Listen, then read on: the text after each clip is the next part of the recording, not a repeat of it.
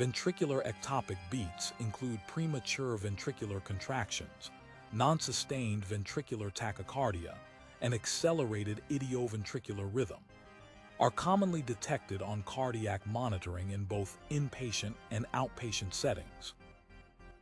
These rhythms are often benign in structurally normal hearts, but may signal underlying cardiac disease. They can also increase the risk of sudden cardiac death in selected patients. Mechanisms include enhanced automaticity, triggered activity, and reentry. Common triggers are sympathetic stimulation, ischemia, hypoxia, and electrolyte imbalance. Premature ventricular contractions may show unifocal or multifocal patterns. A broad-notched QRS complex suggests diseased myocardium, while axis helps localize origin.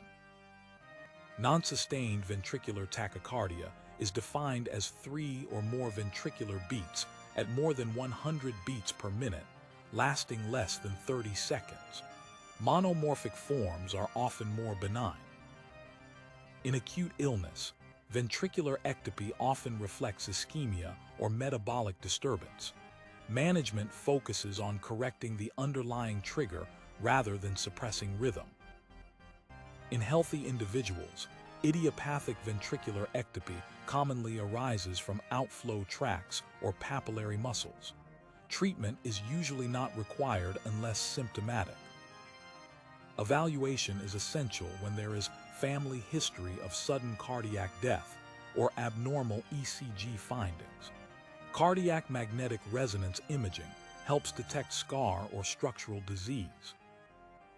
In acute coronary syndromes, premature ventricular contractions and non-sustained ventricular tachycardia are common.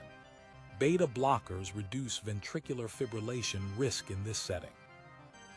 In heart failure or ventricular dysfunction, ventricular ectopy is a marker of increased mortality. Sodium channel blockers are avoided due to proarrhythmic risk. Premature ventricular contraction induced cardiomyopathy can occur when burden exceeds 10 to 20% of total beats. Catheter ablation can reverse ventricular dysfunction.